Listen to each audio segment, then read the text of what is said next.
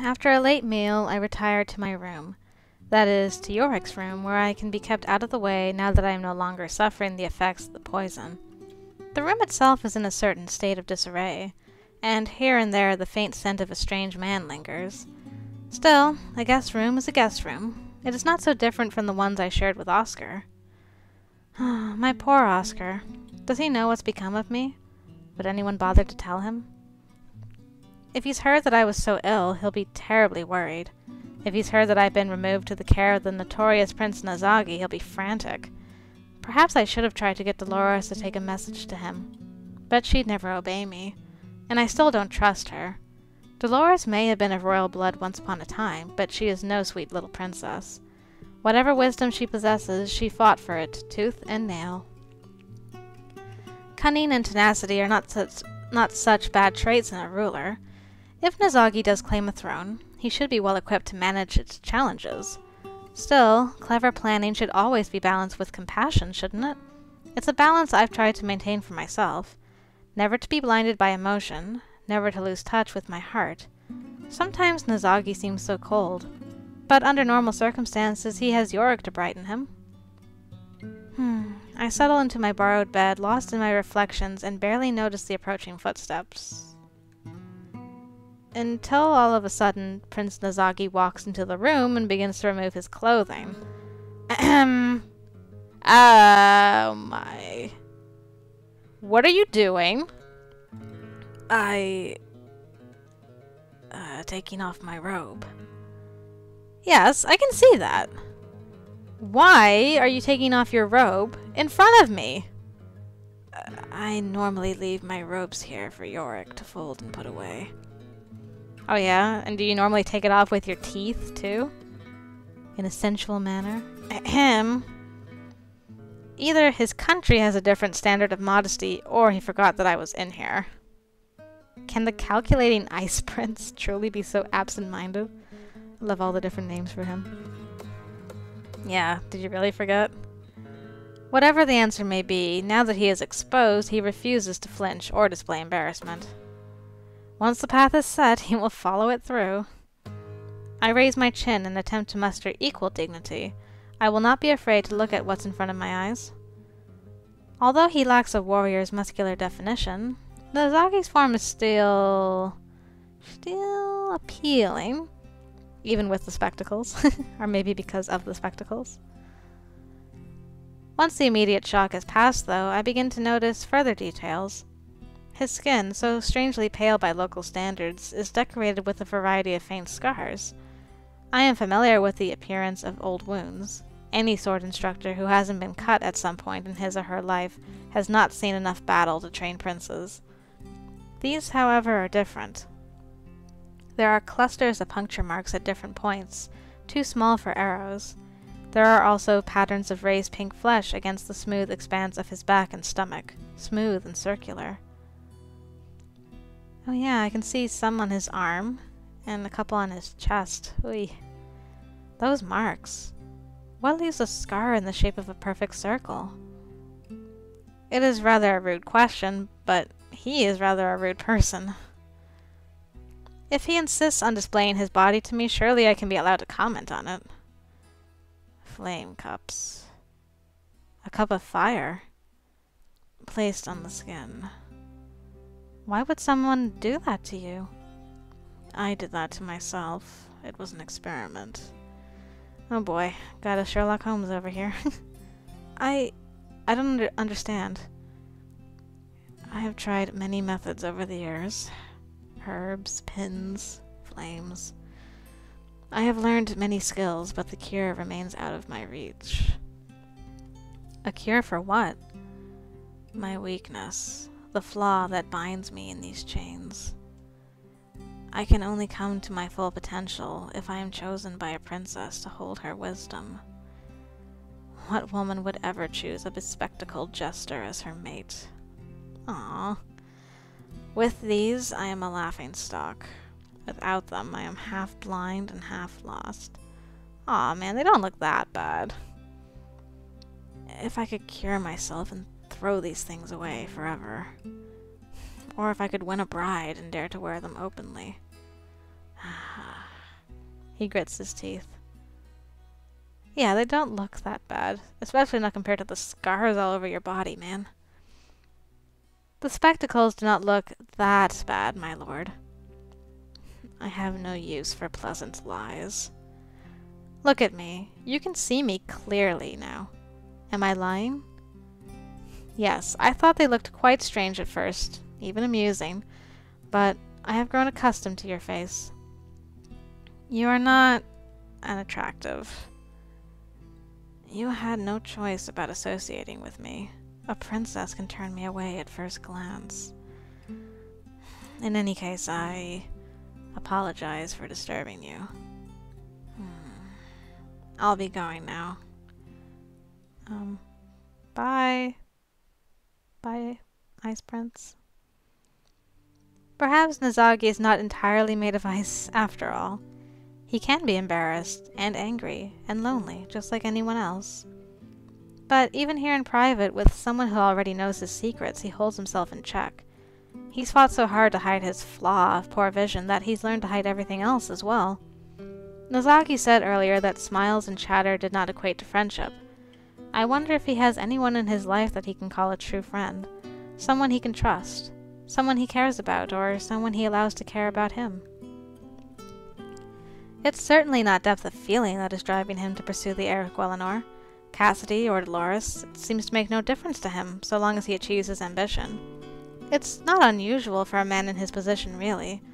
I suppose I only notice because it's so different from working with my own Prince Oscar. But then, he's not really my prince, is he? Perhaps Nazagi's attitude is the wisest one after all. But as I drift off to sleep, a thought occurs to me. Could a man like Nazagi really forget that I was in this room?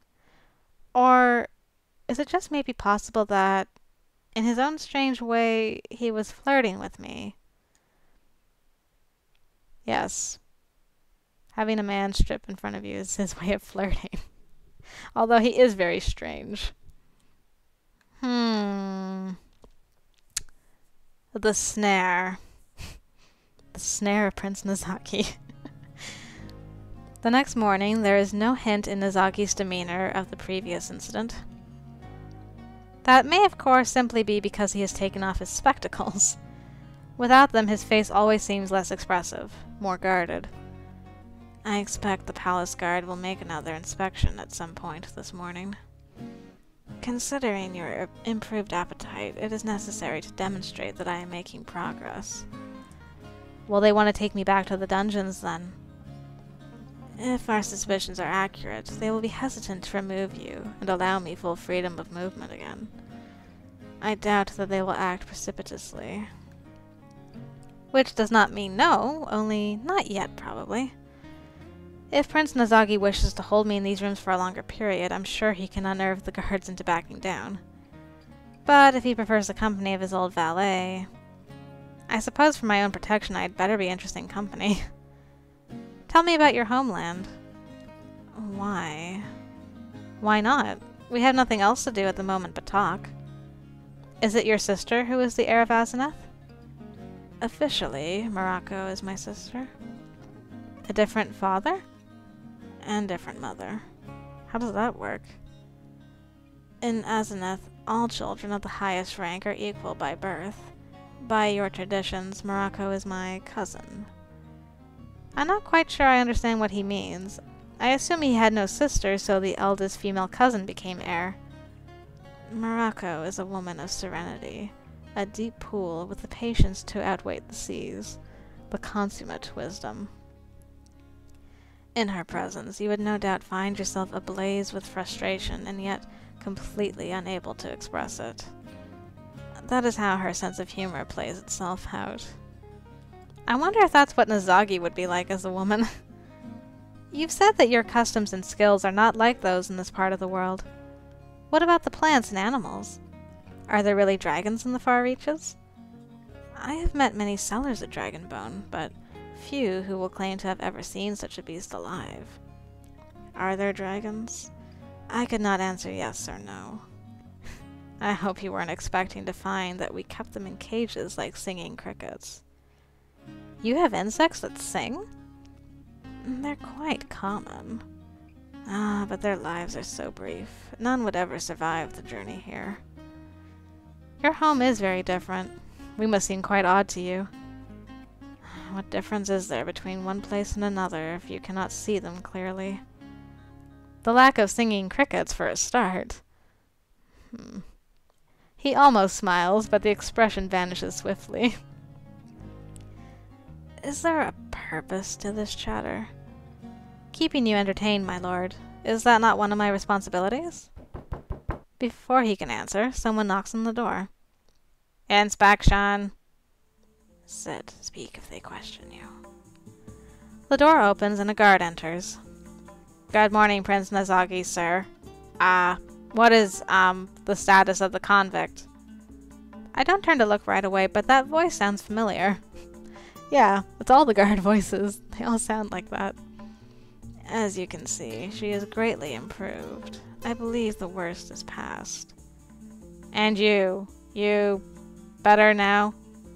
I turn my head and manage a warmer smile than Nazagi might have intended. I was right, the guard is Lambert. Aw, Lambert! Hey, buddy. And he might actually be worried about me. Aw.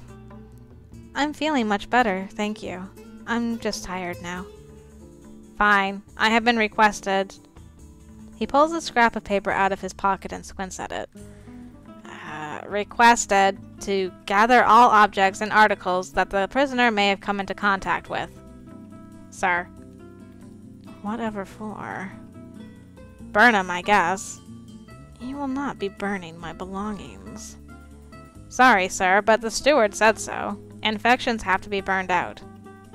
It would be wrong to destroy Prince Nazagi's own silk robes, don't you think? His robes? Surely you don't think I can be expected to treat a patient without laying a hand on her. There's nothing infectious about her condition. It was an acute disturbance brought on by the dungeon environment. As you can see, I am not ill. No, sir, but you're... I am what? Nothing, sir. Vampire. You sure you're all right? Miss. Madeleine, remember? I must have made an awful mess of your dungeons. Thank you for worrying. I'm really supposed to take those things, sir. So then, has King Friedrich decided to rescind all promises of inviolate territory within these quarters? I don't know what you mean. Do you have the authority to remove my possessions against my will? No, sir. Then I would suggest that you leave. Yes, sir. I'll be on watch outside today if you need anything. Thanks, Lambert.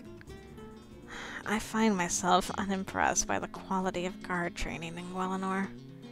Oh, he's not so bad. When your basis for comparison includes a rogue assassin, it is easy to say that another is not so bad. This fixation with burning. They're very afraid of plague here, after what happened to Prince Caspian. And Cassidy, perhaps, if you're right. Prince Callum told me that when Caspian fell ill, they kept him in quarantine for half a year before he died. They must have tried everything to keep the illness under control. An unpleasant restriction upon Callum's youth. What? Oh, no, only Caspian was quarantined, not Callum. Unusual for such a paranoid culture. True. Yes, even Callum thought it was strange. That's part of how he came up with his theory about Caspian. What theory? Oh, I didn't tell you about that, did I? Yeah, I don't think we did mention that. It didn't seem relevant since it was obviously incorrect. Callum also came up with the idea that Princess Cassidy might have died as a baby. But his theory was that his parents might somehow have tried to substitute a prince for a princess. He thought it might be that Cassidy was Caspian in disguise. And you didn't think it was relevant to tell me this? Considering the trouble I'm in, spreading a rumor like that didn't seem wise, especially when I know it's not true. You have seen that for yourself. I haven't done anything inappropriate to Her Enlightened Highness, if that's what you mean. I have examined her hands, her neck, her shape, her voice. She is no man. She was confused and upset by the suggestion, as anyone would be. It's quite a shocking idea. Indeed. And why would Prince Callum put forward such a shocking idea about his own sister? He thought she looked a little too much like Caspian. The way he's been treated, it made him suspicious. You can't seriously be considering this. What better clay to mold into a false princess than one's own flesh and blood? But she's a woman, and Caspian was most definitely a little boy. You can't turn a prince into a princess simply by wishing it. No. He stands silent in the center of the room, his eyes blank and distant. Are you all right, my lord? Long moments pass without response. Then, that guard, you had some connection with him. Lambert? He was assigned to guard me in the dungeon earlier. I was trying to befriend him. For your own ends, of course. You would have done the same. Not successfully. Did he just compliment me? Maybe? And I would not call it friendship. Of course he's not a true friend. We've only spoken a few words so far. But any connection needs two ends. We give and we receive. That's how it grows. Giving and receiving. A bargain is not a friendship either. Not in itself, but a bargain that leads to two people spending time together, getting to know each other. Kinda like what's going on now. Learning to trust and rely on each other, perhaps. And isn't that friendship? He breathes out harshly. You're distracting me. I don't have time for this discussion. I need you to convince that guard to let me leave this room. There is someone I must speak to in person. A piece of the puzzle that we have missed. What's that? You were right. Some rumors should not be spread until one is certain. So he's not going to tell me. Or at least he still wants my aid. Well, I think Lambert may be slightly concerned about my welfare at your hands. You do have a reputation, after all. The guards probably suspect you're torturing me. If he hears the sound of a blow and a scream, he'll wonder what's going on. Get him upset, then order him to guard me while you run an errand. If he's off balance enough, he might agree. You wish me to appear as a monster to these people for a simple distraction. It's your plan, my lord. Is it worth it? Yes. So, go ahead, slap me. Lightly, or slap your own hand near my face anyway. That is not a wise idea in the current situation. Why? Oh. If he can't see, he might miss. Fine, I'll do it myself.